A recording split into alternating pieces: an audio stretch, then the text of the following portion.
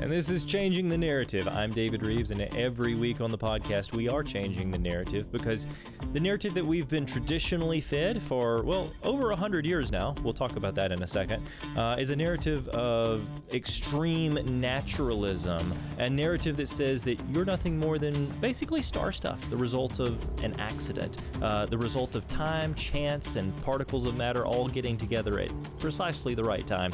That's the only reason that we're even having this philosophical conversation today. Well, my guest, Dr. Brad Harrub, is here to share a slightly different opinion. Absolutely. Welcome to studio. Great to be here. It's great to have you here. A couple of days ago, you were, I don't know, you were somewhere way away. Barbados.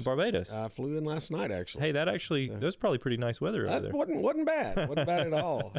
Yeah. No, this is kind of relevant because 100 years ago, there was this thing called the Scopes monkey trial. Yes, Dayton, Tennessee, just down the road, so to speak. Yeah. And a lot of people don't, well, I guess I would say probably the last two generations, some of them are familiar, some of them aren't. But this was extremely popular. There was a movie made out of it called Inherit the Wind, and they made a big deal. One of the ACLU's first cases, major cases. Yep.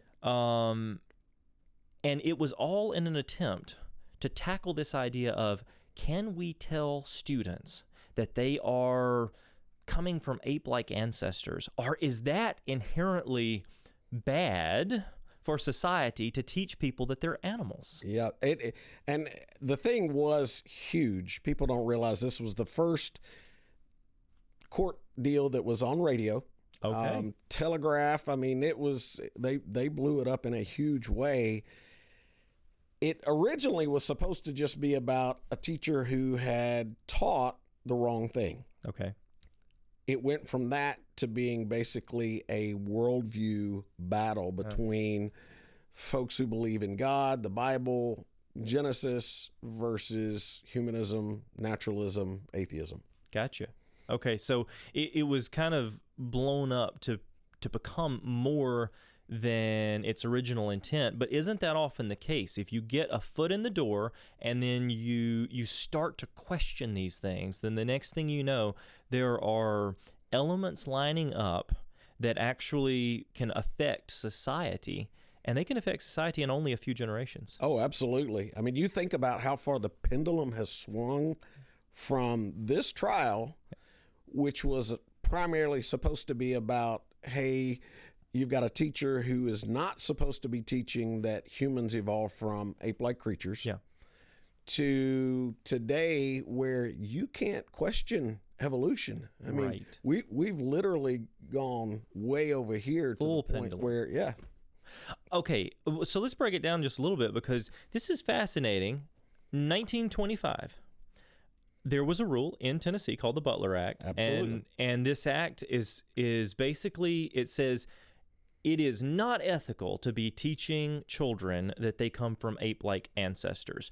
So most teachers would teach the biblical account of creation. Absolutely. Because, hey, we are a predominantly Christian nation, okay? So that was the predominant view within the classroom. And then the ACLU gets involved and they said, hey, what if we could find us a sucker? What if we could find somebody who was willing to be arrested, a substitute teacher who's going to come in there and he's going to push this agenda and he's just going to mention at some point on the record, oh, yeah, well, this is the way it happened. You see, we evolved from ape-like ancestors over millions of years of slow, gradual change and all. And then we're going to make a big deal about it. And then we can really create a splash and we'll have a big court case and we'll hash it all out in court. And that's exactly what they did. They took a substitute teacher, somebody who doesn't even really have a background in biology, who, by the way, never went on the stand. I mean, he was just a pawn in this whole thing. John Scopes was. Yeah. And what they really did was they turned it around. They allowed one of their attorneys, Clarence Darrow, to put William Bryan, who was the attorney on the other side, put him on the stand and start challenging the Bible. Interesting. creation correct. He started out with things like, so do you really believe that there was this whale and that Jonah was put inside and ridiculed miracles, ridiculed all kinds of the opening chapters of Genesis.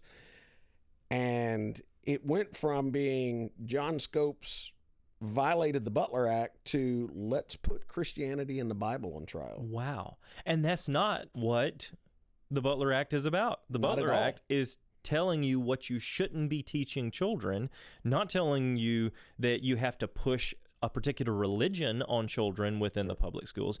Okay, so it was this opportunity to begin questioning a presidential candidate on science questions. Yeah, that's right. That's exactly right. How's that going to work? So, I mean, you think about it. Here you've got William Bryan, who ran for president 3 times, by the way. Okay.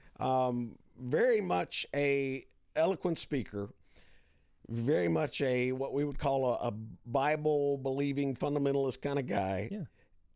But all of a sudden, everything gets changed around to where now he's on the stand.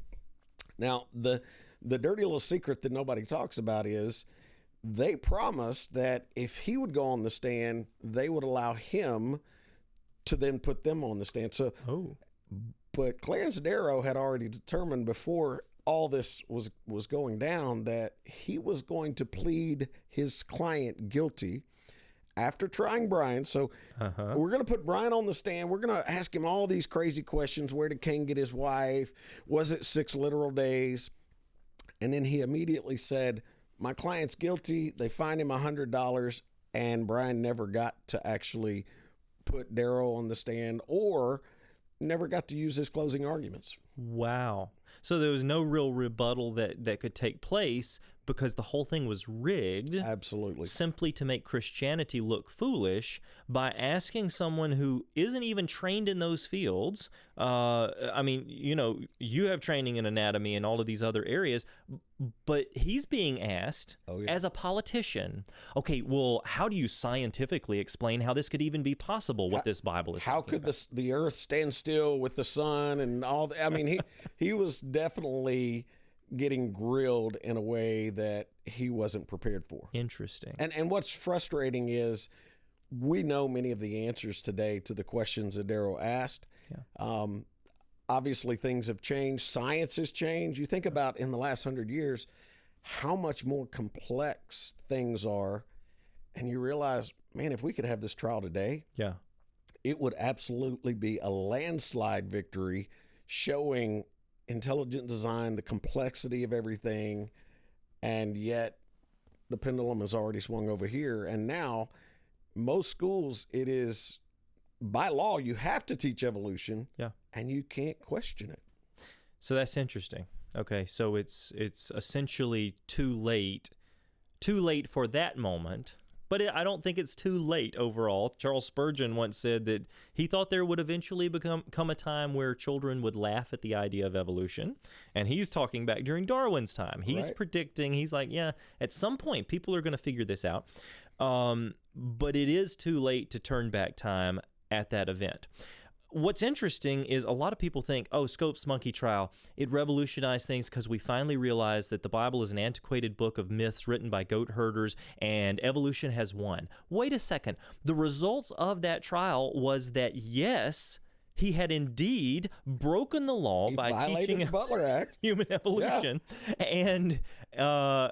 And then obviously there was a technicality after the fact that, but that actually, even then, there were ways around this through the 50s and 60s. Oh, yeah. Okay. Because basically people were able to say, all right, well, let's just kind of talk in generalized terms about theories and all of these things. Well, then there were more cases that came up in, I believe, the 60s. The 50s and 60s, we weren't around back then, but the Cold War very much was. Yes. And lots of pressure to have better scientists. You know, when Russia launched Sputnik, all of a sudden everybody's freaking out, wondering, are they going to put lasers on the satellite? What's going to happen? And so there was lots and lots of pressure on Eisenhower. Hey, we've got to have better scientists. Mm-hmm. they actually convinced Eisenhower, we got to scrap creation. We got to throw it out. We got to use what these other industrialized nations are using. Wow. We got to go with evolution. Wow. And they based their recommendations on China, Germany, Russia. But we're talking about communist and socialist and areas that brought up the likes of Hitler, the likes of Stalin, who Stalin killed millions in the name of just, hey, we're just doing what's better for everybody here. And one of the dirty little secrets that nobody talks about with the actual Scopes trial was William Bryan had a problem with the way it was promoting racism and eugenics. Really? And so, when you read the actual textbook that they had in the classroom, definitely was promoting racism. And it wasn't a secret back in the 1920s that there were a lot of people that said, hey, survival of the fittest. Yeah. What we need to do is we need to create the fittest, the best. Okay. Fast forward to Nazi Germany. Adolf Hitler puts that on steroids and says, yeah, we've got to create this wonderful race, this Aryan nation who he believed was the superior race.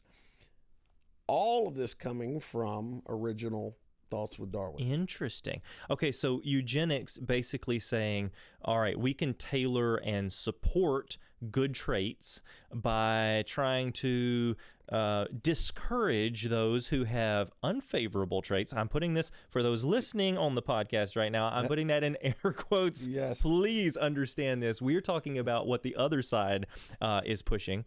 And so therefore we can kind of help evolution along by discouraging bad trait. Well, what you're saying is that Hitler, you mentioned, put it on steroids by saying, okay, well, not only do we need to discourage, but we can help evolution along really quickly by simply culling everybody that doesn't fit within our definition of quote good traits. Well, yeah, we're going to speed up survival of the fittest by taking out those that we deem as less fit. My goodness. Yeah. And and that, so when you really stop and think of what Bryan was arguing, he didn't want those seeds planted in the hearts of school children in Tennessee. Yeah.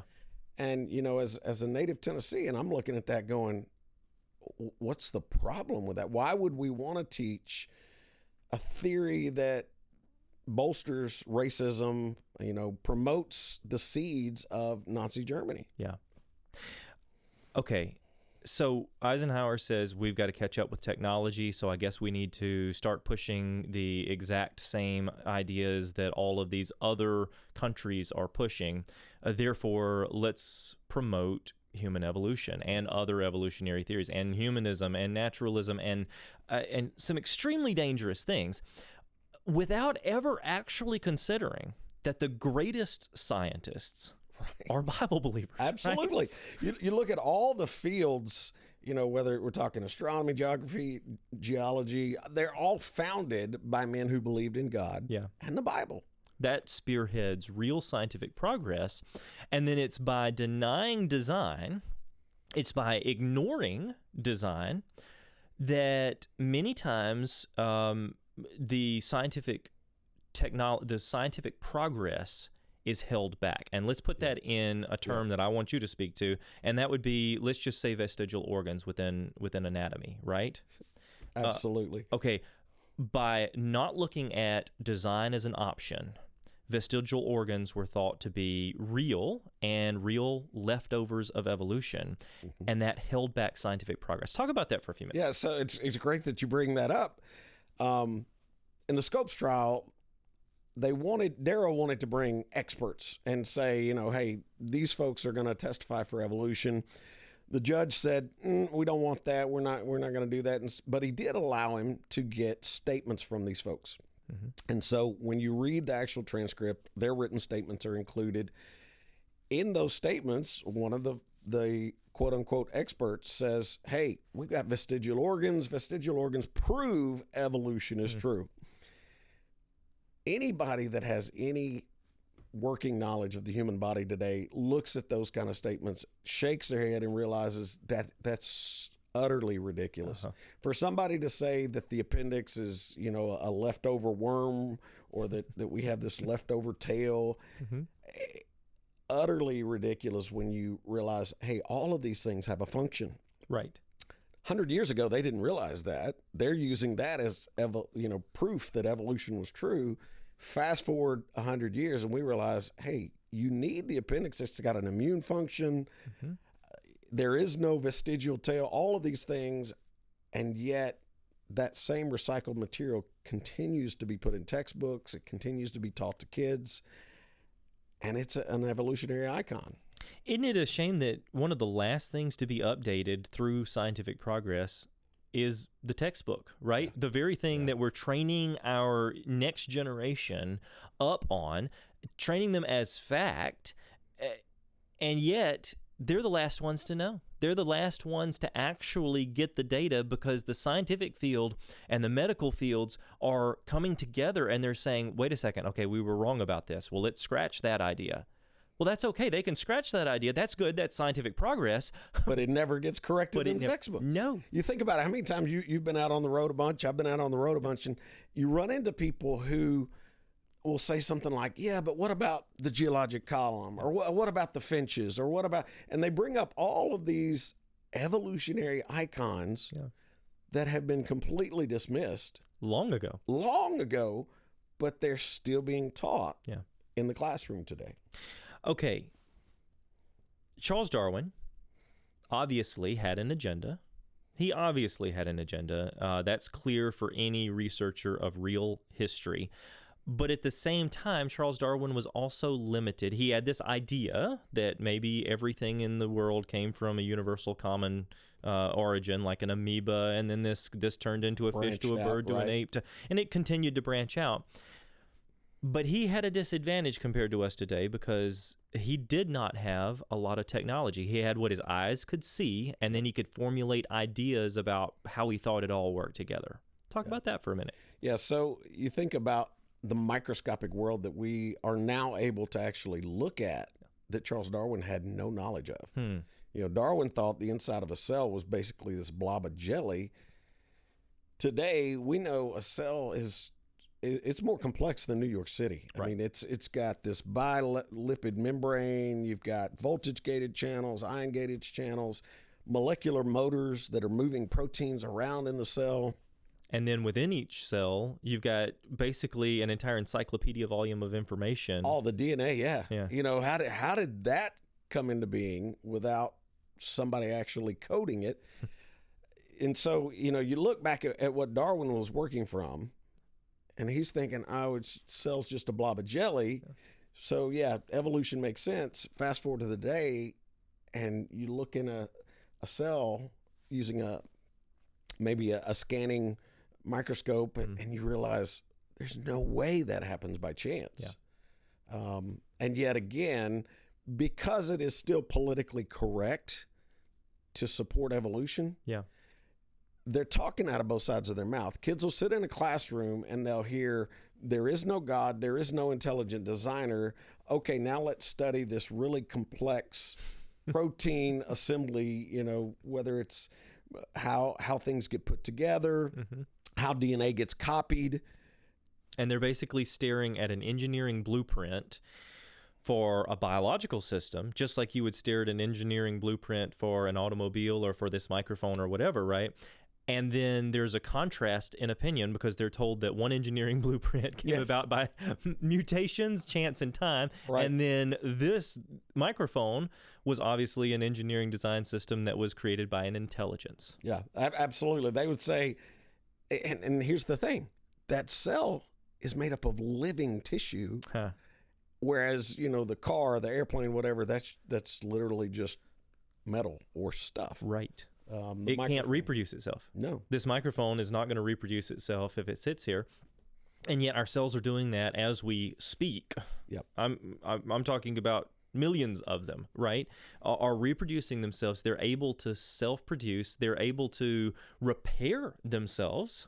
So when the diaphragm in this microphone is damaged, I'm going to be sending it to a very expensive repair shop. Exactly. And again, they say that all of this is possible. And when I say they, I'm not trying to be divisive here. What I'm saying is that there is a general consensus within the atheistic community and within a large portion of the scientific community where they are looking at things from a completely design-free perspective, and it's hypocritical.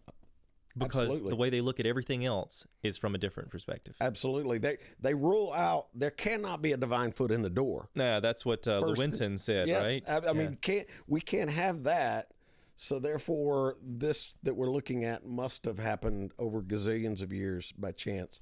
The one thing that I would point out is very frustrating is the one success that humanist atheists had out of the Scopes monkey trial is they were able to brand, I'll say Tennesseans, but also Bible-believing people as ignorant, as backwoods, as the folks who don't really know anything. Yep. And as a result of that, there were a lot of states that were looking at this whole thing that wanted to do pass a similar law that Tennessee had, the Butler Act. And they were like, I don't think we want to go down that path. We don't want to be labeled as hillbillies. We don't want to be labeled as non-intellectual. And today, the same argument is being used against college students when a professor walks in and says, all intelligent people believe in evolution. Yeah. It's this intellectually elite argument that is winning so many of our young people onto the wrong side of the argument. So that peer pressure holds a lot of students back from speaking up, even if they go to college as a Bible-believing Christian, even if they go to college really strong in their faith, they have to try to suppress it to be able to get along with their professors and with other people around them.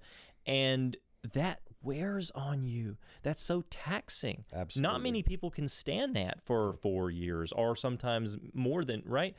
And so all of a sudden they say, well, maybe it's better we just kind of push our faith aside and let's just do what we're trained to do here. Yep, just go along with everybody else. And I see it every single weekend when I go out on the road.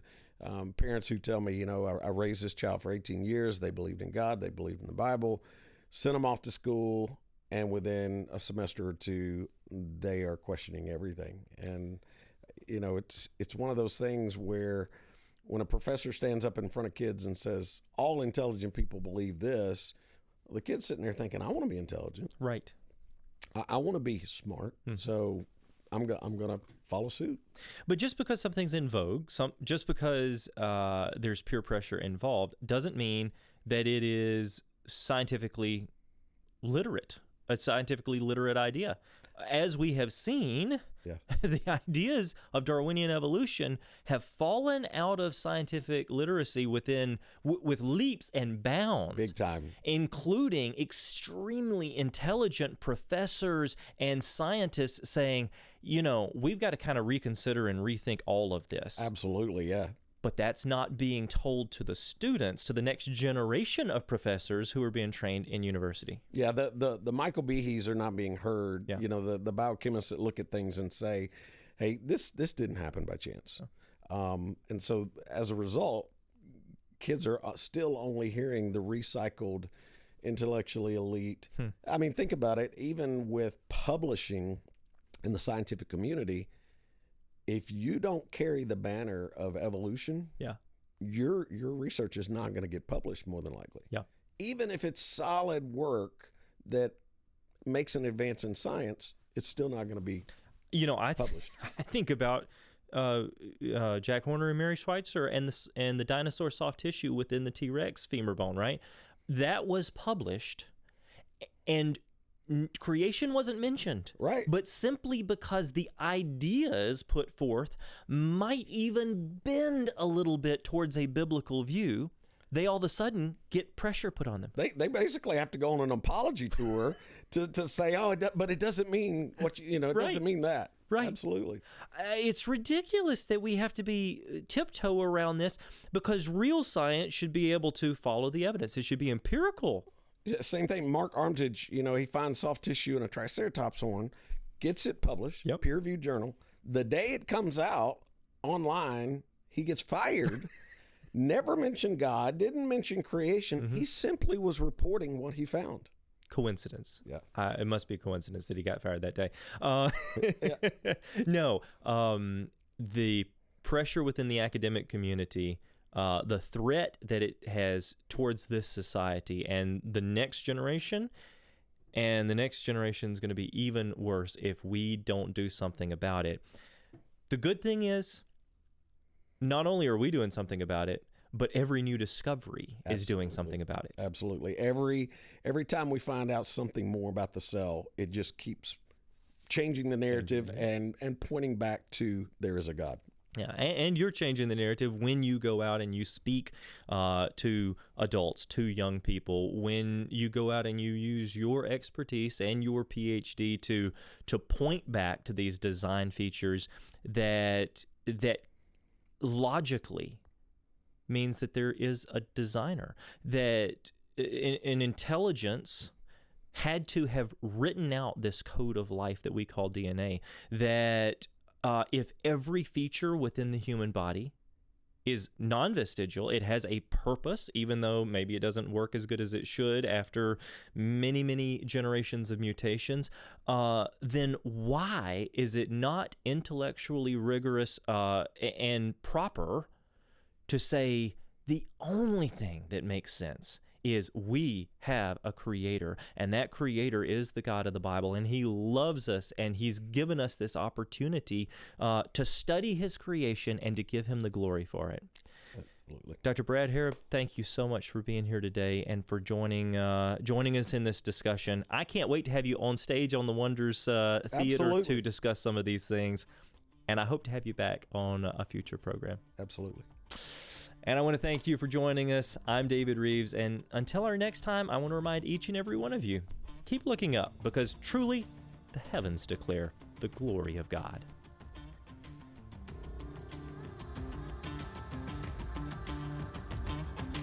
Find us on all social platforms to stay informed.